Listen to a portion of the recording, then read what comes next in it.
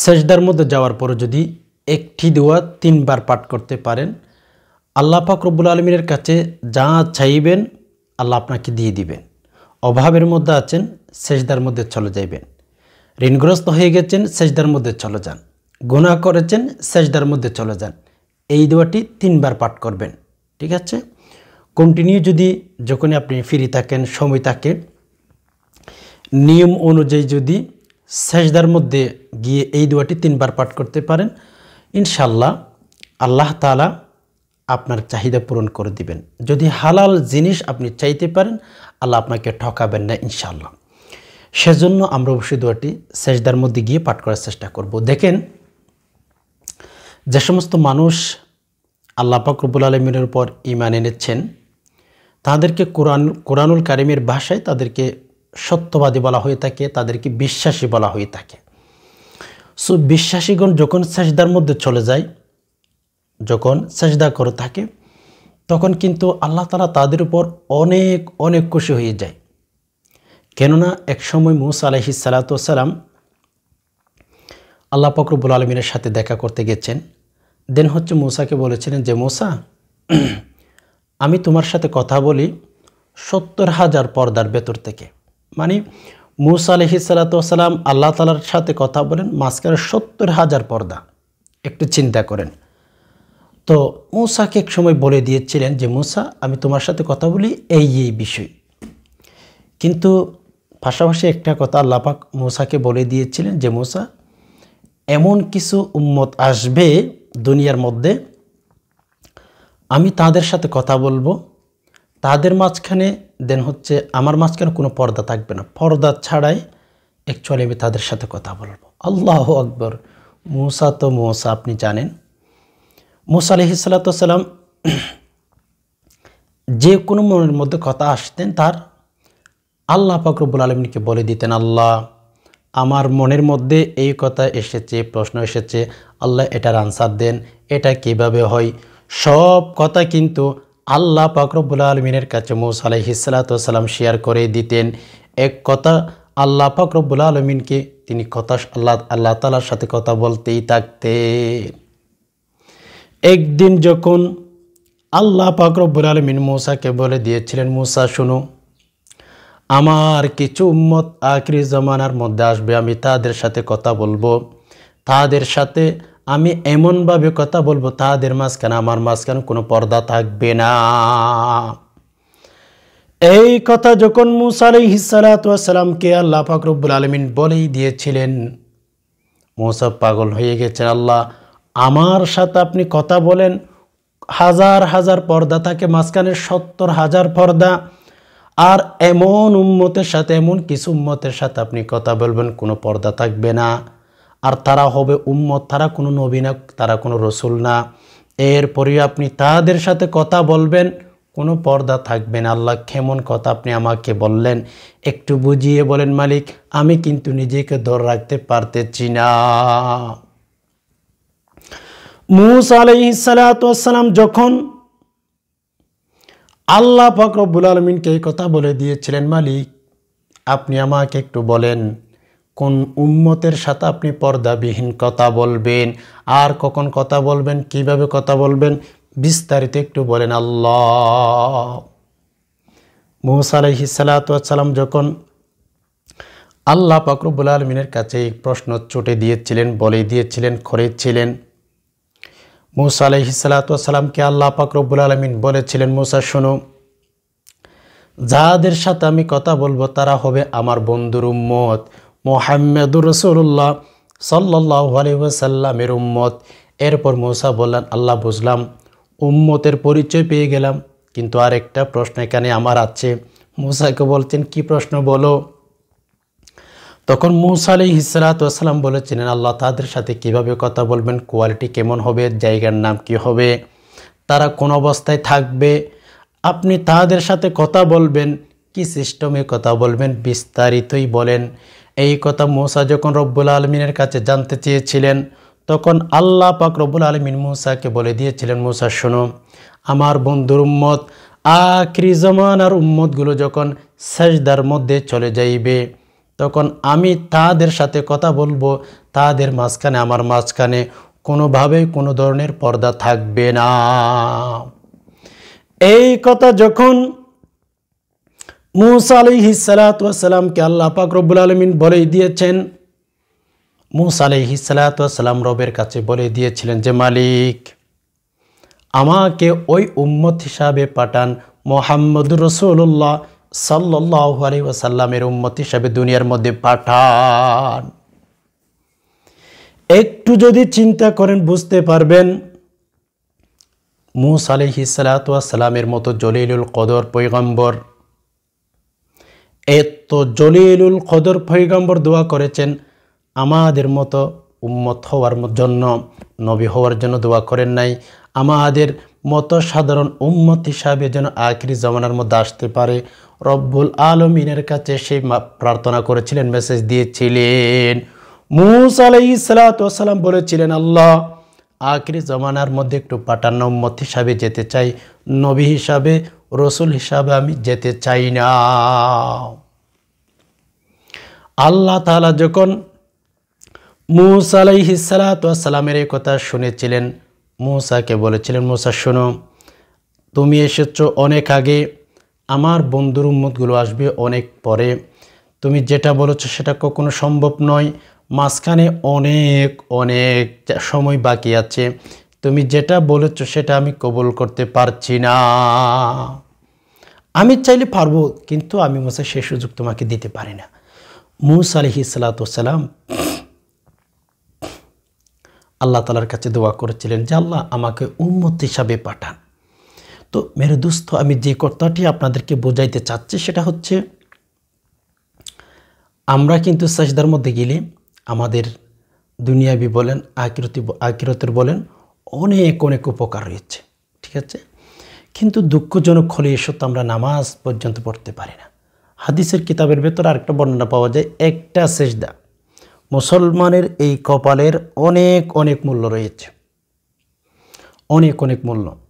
যদি বলতে চাই, এই মুসলমানের এই কপাল দিয়ে রব্বুল আলামিনকে ছাড়া কোনো জায়গায়, কোনো মাজারে, কোনো বাবাকে, কোনো ভইতে সাজদা করা যাবে না, বলতে গেলে সাজদা করাই যাবে না। গাছ পূজা করতে পারবেন না, মূর্তি পূজা করতে পারবেন না, একমাত্র কেবলমাত্র রব্বুল আলামিনকে সাজদা করতে পারবেন, এছাড়া আর কোনো জায়গার মধ্যে সাজদা করতে পারবেন না। আল্লাহ তাআলাকে সাজদা করতে হবে, ওকে। কেননা এই একটা কপাল দিয়ে একটা সাজদা করে জান্নাতে চলে গেছেন এক ব্যক্তি।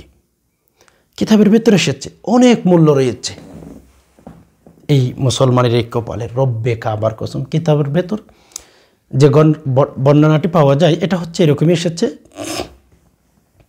এক ব্যক্তি মসজিদে ঢুকেছে, মসজিদে ঢোকার পরে স্বাভাবিক শরীয়তের বিধান, যখন আপনি মসজিদে ঢুকেছেন জামায়াত শুরু হয়ে গেছে, ইমাম সাহেব মুসল্লিদেরকে নামাজ শুরু করে দিয়েছেন মুসল্লিদেরকে নিয়ে।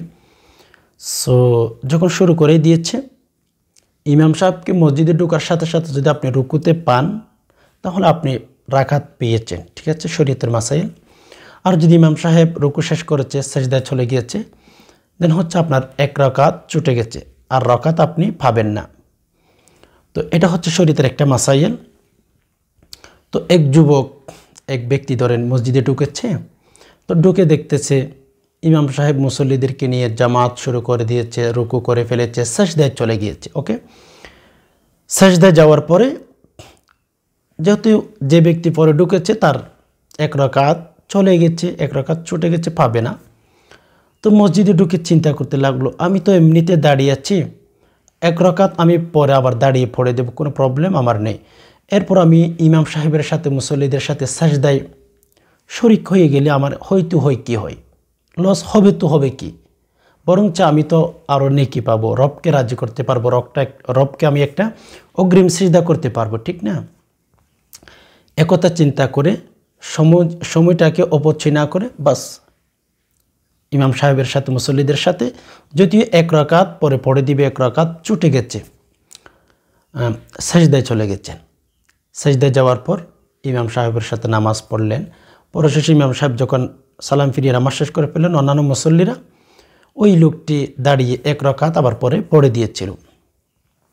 আল্লাহ তাআলার কি কারিশমা। আমি যদি বলি আল্লাহ তাআলা কোনো মাধ্যম চান। একটা কথা আমি অনেক সময় আপনাদেরকে বলি, দেখেন পৃথিবীর সকল মানুষ 8 কোটি মানুষ ধরেন বসবাস করেন পৃথিবীর মধ্যে। প্রত্যেক মানুষ যদি একদিনে এক রাতে ধরেন যে কোনো এক ঘন্টায় যে কোনো সময় যদি আল্লাহ তাআলার কাছে দোয়া করেন, আর যদি আল্লাহ তাআলা প্রত্যেক ব্যক্তির নারী পুরুষ যুবক যুবতী সকলের দোয়া যদি আল্লাহ কবুল করেন, প্রত্যেকদেরকে যদি আল্লাহ তাআলা দিয়ে দেন, আল্লাহ তাআলার খাজানা থেকে কতটুকু কমবে জানেন? কিতাবের বর্ণনায় এভাবে উদাহরণ দিয়ে আমাদেরকে বোঝানো হয়েছে সমুদ্রের মাঝখানে যদি একটা সুই আপনি রাখার পরে যখন সুইটা আবার উপরে তুলবেন, সুইয়ের মাথার মধ্যে যতটুকু পানি উঠবে একটু চিন্তা করে দেখুন কতটুকু পানি উঠবে। আল্লাহ পাক রব্বুল আলামিন যদি পৃথিবীর সকল 8 কোটি মানুষকে একসাথে দিয়েই ফেলেন, আল্লাহ পাক রব্বুল আলামিনের ওই যে সুইয়ের মাথার মধ্যে যে পানি উঠবে, আল্লাহ পাকের খাজানা থেকে সেই পরিমাণও কমবে না, এই জন্য আল্লাহ তাআলার খাজানা কখনো শেষ করা যায় না। আমরা যদি সকলে ইবাদত বন্দেগী না করি, রবকে সেজদা না করি, আমরা চিন্তা করতে পারি না যে আল্লাহর বড় ধরনের ক্ষতি হবে না। আউযুবিল্লাহ, কোনো কিচ্ছু ক্ষতি হবে না, কিচ্ছু আসা যায় না, আমাদেরই ক্ষতি, আমাদেরই লস। ওকে, তো ওই যুবকের ঘটনাটি বলতে চেয়েছিলাম, ঠিক না? ওই যুবক ওই ব্যক্তি সেজদা করে ফেললেন, নামাজ শেষ করলেন, কিছুদিন পর তার মৃত্যু। তো তার আত্মীয় স্বপ্নের মধ্যে দেখতেছে তাকে, স্বপ্নের মধ্যে জান্নাতের অনেক উঁচু মাকামের মধ্যে চলে গেছেন, আল্লাহ তাআলা তাকে বিয়ে জান্নাত দান করেছেন। তো তার আত্মীয় যে স্বপ্নের মধ্যে দেখেছে তাকে জিজ্ঞেস করেছিল যে ভাই, আল্লাহ তাআলা আপনাকে মারা যাওয়ার পরে কেমন সম্মান করেছেন, কেমন মেহমানদারি করেছেন, জান্নাত দিয়েছেন নাকি জাহান্নাম দিয়েছেন? ওই ব্যক্তি বলতেছিল, ভাই কি বলেন, আল্লাহ তাআলা তো প্রথম চান্সে জান্নাতের ভেতর ঢোকার পারমিশন আমাকে দিয়ে ফেলেছেন। বলে এমন জান্নাত দিয়েছেন, একেবারে হাই কোয়ালিটির জান্নাত আমাকে আল্লাহ দিয়েছেন।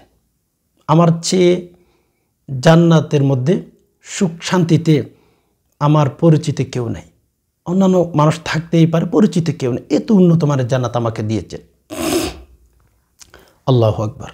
তো ওই আত্মীয় জিজ্ঞেস করেছিল, ভাই একটু যদি বলতেন আল্লাহ পাক রব্বুল আলামিন আপনাকে কোন আমলের কারণে, কোন ইবাদতের কারণে আল্লাহ আপনাকে জান্নাত দিয়ে ফেলেছেন, যদি একটু বলতেন, সেই ইবাদত আমি বেশি বেশি করব, আমি এজন্য আপনার মতো জান্নাতের ভেতর ঢুকে যেতে পারি।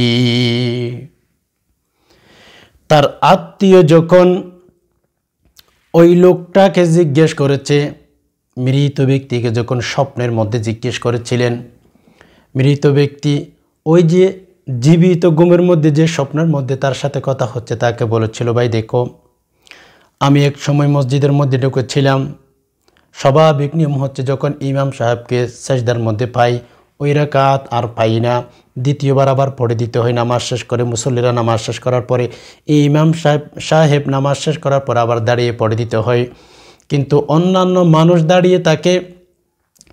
আমি এক সময় মসজিদের ভেতরে প্রবেশ করেছিলাম, মসজিদের ভেতরে প্রবেশ করার পর অন্যান্য মানুষ দাঁড়িয়েছিল মসজিদের ভেতরে, আমি দাঁড়িয়ে থাকি নাই, আমি সময় অপচয় করি নাই, ইমাম সাহেবের সাথে সাজদার মধ্যে শরীক হয়ে গেছিলাম।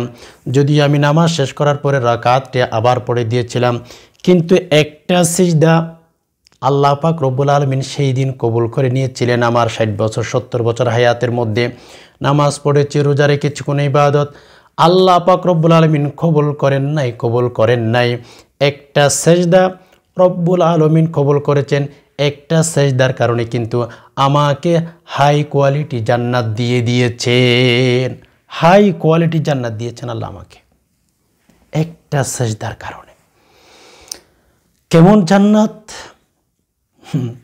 দুনিয়ার মতোই তো পচা মাটি দিয়ে জান্নাত তৈরি করে নেই আল্লাহ, স্বর্ণ আর রূপা হীরা দিয়ে তৈরি করেছেন যে জান্নাত, আল্লাহু আকবার, কোনো গন্ধ নাই, কোনো কিচ্ছু নাই, ওখানে বাথরুম নাই, কিচ্ছু নাই, গায়ে কখনো জ্বর উঠবে না। আল্লাহু আকবার। আপনার সেখানে পায়খানা পেশাবের কোনো প্রয়োজন হবে না। খাবেন, একটা ঢেক দিবেন, সব খাবারগুলো হজম হয়ে গেছে, পায়খানা পেশাবের কোনো ধরনের ব্যবস্থা সেখানে থাকবে না, আপনার প্রয়োজন হবে না। প্রয়োজন হলেই তো আপনার পেশাব পায়খানার প্রয়োজন ছিল, বাথরুমের প্রয়োজন ছিল, ঠিক না? আপনার তো পেশাব পায়খানাই হবে না, বাথরুমের কী প্রয়োজন? সেরকম জান্নাতের যদি যেতে চান আমল করেন। তো বিশেষ করে আজকে আমি যে আমলটির কথা বলবো, সেটা যে দোয়াটির কথা বলবো, সেই দোয়াটি সাজদার মধ্যে গিয়ে বেশি বেশি পাঠ করবেন ইনশাল্লাহ। দেখেন আমাদের মনের মধ্যে, যদিও আমাদের লাইফ ছোট, মানুষ ছোট, কিন্তু আশা তো এত এত বেশি, শেষ হওয়া যায় না। দাড়ি মুখ সাদা হয়ে গেছে, এখন স্বপ্নগুলো পূরণ হচ্ছে না, চাইতে থাকে, একটা বাড়ি করেছি আরেকটা চাই। এভাবে হালাল জিনিসের জন্য সাজদার মধ্যে যাওয়ার পর দোয়াটি পাঠ করবেন। দেখেন আমরা অনেকে মনে করো তাকে সাজদার মধ্যে গিয়ে দোয়া পাঠ করা যায় না। আমি বলবো হ্যাঁ, সুবহান রব্বিয়াল আলা, সুবহান রব্বিয়াল আলা, সুবহান রব্বিয়াল আলা, সুবহান রব্বিয়াল আলা। এই যে দোয়া তাসবিহটি 3 বার পাঠ করার পরে চাইলে যে কোনো দোয়া আরবিতে পাঠ করতে পারেন। রব্বানা যালামনা আনফুসানা ওয়া ইল্লাম তাগফির লানা ওয়া তারহামনা লানাকুনান্না মিনাল খাসিরিন, অনেক দোয়া পাঠ করতে পারেন। বিশেষ করে এই দোয়াটি 3 বার পাঠ করে রব্বুল আলামিনের কাছে দোয়া করবেন। নামাজ শেষ করবেন, যেমন সুবহান রব্বিয়াল আলা, সুবহান রব্বিয়াল আলা, সুবহান রব্বিয়াল আলা। হ্যাঁ, এই দোয়া তাসবিহটা 3 বার পাঠ করার পরে এই দোয়াটি 3 বার পাঠ করবেন। এভাবে নামাজ শেষ করে, নফল নামাজ শেষ করে রব্বুল আলামিনের কাছে দোয়া করলে আল্লাহ আপনাকে রব্বে কাবার কসম ঠকাবেন না। কেন ঠকাবেন? একটু চিন্তা করে দেখেন, কেন ঠকাবেন আপনাকে? আল্লাহ তাআলা তো আপনাকে তৈরি করেছেন ঠকানোর জন্য না। আল্লাহ তাআলা আপনাকে তৈরি করেছেন জান্নাতের ভেতর ঢোকার জন্য, জাহান্নাম থেকে মুক্তি দেওয়ার জন্য আপনাকে আমাকে তৈরি করেছেন। তো আমরা সাজদার মধ্যে যাব, এক কথা সাজদা করনেওয়ালা ব্যক্তিগুলো আল্লাহ তাআলার কাছে প্রিয় বান্দা হয়ে যায়। আরও মুহাম্মদ রাসূলুল্লাহ সাল্লাল্লাহু আলাইহি ওয়াসাল্লামের উম্মত, সব মিলিয়ে কিন্তু আল্লাহ তাআলার কাছে অনেক প্রিয় আমরা। আল্লাহ তাআলা আমাদেরকে অনেক পছন্দ করে থাকেন। দোয়াটি যদি পাঠ করতে পারেন ইনশাআল্লাহ অনেক অনেক বেশি বেনিফিট আল্লাহ আপনাকে দিবেন। দোয়াটি শুদ্ধভাবে শিখে নেন।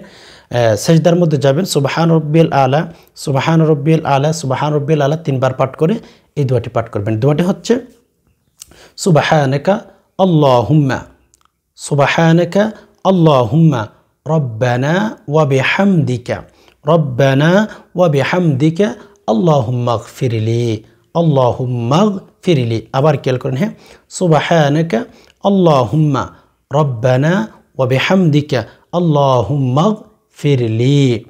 খেয়াল করেন, সুবহানাকা আল্লাহুম্মা, সুবহানাকা আল্লাহুম্মা রব্বানা ওয়া বিহামদিকা আল্লাহুম্মা গফিরলি, সুবহানাকা আল্লাহুম্মা রব্বানা ওয়া বিহামদিকা আল্লাহুম্মা গফিরলি। যদি মিলিয়ে পড়েন এভাবে পড়বেন, সুবহানাকা আল্লাহুম্মা, সুবহানাকা আলাদা করে পড়লে সুবহানাকা, এরপর আল্লাহুম্মা এভাবে পাঠ করবেন। আর যদি মিলিয়ে পড়েন এভাবে পাঠ করবেন, সুবহানাকা আল্লাহুম্মা রব্বানা ওয়া বিহামদিকা আল্লাহুম্মা গফিরলি, সুবহানাকা আল্লাহুম্মা রব্বানা ওয়া বিহামদিকা আল্লাহুম্মা গফিরলি, সুবহানাকা আল্লাহুম্মা রব্বানা ওয়া বিহামদিকা আল্লাহুম্মা গফিরলি। দোয়াটি পাঠ করতেই থাকবেন ইনশাআল্লাহ। আল্লাহ তাআলা আপনাকে ঠকাবেন না। চাইতে থাকেন, রব যে কোনো সময় যদি দোয়া করতেই থাকেন রবের মতো করেই দিবেন। মানুষ তো মানুষের মতোই করে দেন, আর রব যদি দিয়ে থাকেন রবের মতোই করে দিবেন। বলে আমি যদি বলি, একটু যদি আল্লাহ তাআলা আপনাকে দিয়ে থাকেন, একটু যদি পেয়ে যান, সারা জীবন আপনি শান্তিতে কাটাইতে পারবেন। টেনশন, ডিপ্রেশন, দুশ্চিন্তা কিচ্ছু থাকবে না। রব তো রবের মতোই করে দিবেন। আমরা তো মানুষের চাহিদা অল্প, ঠিক না? আর রবের চাহিদা রবের মতোই দিবেন। বাস, পরিষ্কার কথা। একটু যদি পেয়ে যান জীবন সফল, আর কোনো টেনশন ডিপ্রেশন আপনার কাছে থাকবে না ইনশাআল্লাহ। সম্মানিত দিনী ভাই বোন, সাজদা বেশি বেশি করবেন, রবের কাছে বেশি বেশি প্রার্থনা করেন, মেসেজ করেন, ইনশাআল্লাহ রব দিতেই রাজি। উদউনি আস্তাজিব লাকুম। রব সদা সর্বদা আমাদের দিকে তাকিয়ে আছেন, আমরা কখন চাইব রব আমাদেরকে কখন দিবেন। এই যে রব আমাদের দিকে যেহেতু তাকিয়ে আছেন, আমরা চাইতে থাকবো, আল্লাহ পাক রব্বুল আলমিনের কাছে যা চাইবেন ইনশাআল্লাহ আমাদেরকে দিয়ে দিবেন। আশা করি বিষয়টি বুঝতে পেরেছেন। আল্লাহ পাক রব্বুল আলমিন সকল মুসলিম উম্মাহের মনের সকল নেক আশাগুলো পূরণ করে দিক, আমিন। প্রিয় দর্শক, ভিডিওটি যদি দেখে ভালো লেগে থাকে অবশ্যই একটি লাইক দিয়ে অন্যান্য মুসলিম ভাই বোনদের মধ্যে শেয়ার করে দিবেন। কেননা আপনার শেয়ার মধ্যে দিয়ে কোনো দিনই ভাই বোন যদি বিষয়টা জেনে নিতে পারে, দুয়াটা শিখে নিতে পারে, আল্লাহ তাআলা আপনাকে নেকি দান করবেন। সেজন্য ইখলাসের নিয়তে সওয়াবের আশায় ভিডিওটি শেয়ার করে দিবেন। এ ছিল এলোমেলো বিক্ষিপ্ত কিছু আলোচনা। এতক্ষণ পর্যন্ত যে সমস্ত ভাই বোন সময় দিয়ে সবর করে ভিডিওটি দেখছেন, আল্লাহ তাআলা আপনাদের সকলকে শান্তিতে রাখুক, নিরাপদ রাখুক, আমিন। হাদা মা ইনদি ওয়াল ইলমু ইনদাল্লাহ আলাইহি তাওয়াক্কালতু ওয়া ইলাইহি উনীব। আসসালামু আলাইকুম ওয়া রাহমাতুল্লাহি তাআলা ওয়া বারাকাতুহু ওয়া মাগফিরাতুহু ওয়া জান্নাতুহু।